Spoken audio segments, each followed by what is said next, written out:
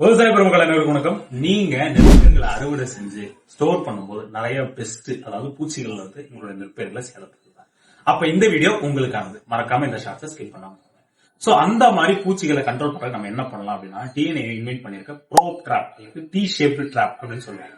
அதை நம்ம பயன்படுத்தலாம். இதை மெயினா நம்ம வந்து ரைஸ், அதாவது பேடி இருக்கலங்க, நெற்பயிர்கள் இருக்குல்ல, நெற்பயிர் அறுவடை செய்ததுக்கு அப்புறம் உங்களுடைய அந்த குடவுன்ல இதை நீங்க யூஸ் பண்ணலாம்.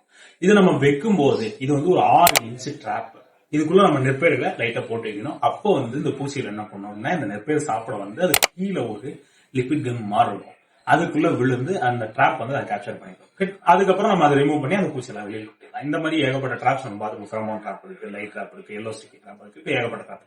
அந்த மாதிரி இந்த ப்ராப் ட்ராப் அல்லது டி ஷேப் ட்ராப்பும் நமக்கு பயன்படுது. இது முழுக்க முழுக்க ஆர்கானிக் விவசாயத்துக்கு ஒரு நல்ல ஒரு எடுத்துக்காட்டா இருக்கு. விவசாயிகள் எல்லாரும், அதாவது முக்கியமா அறுவடை செஞ்சதுக்கு அப்புறம் விவசாயிகள் எல்லாரும் இதை பயன்படுத்தி நல்ல மகசூலை பெறுங்க.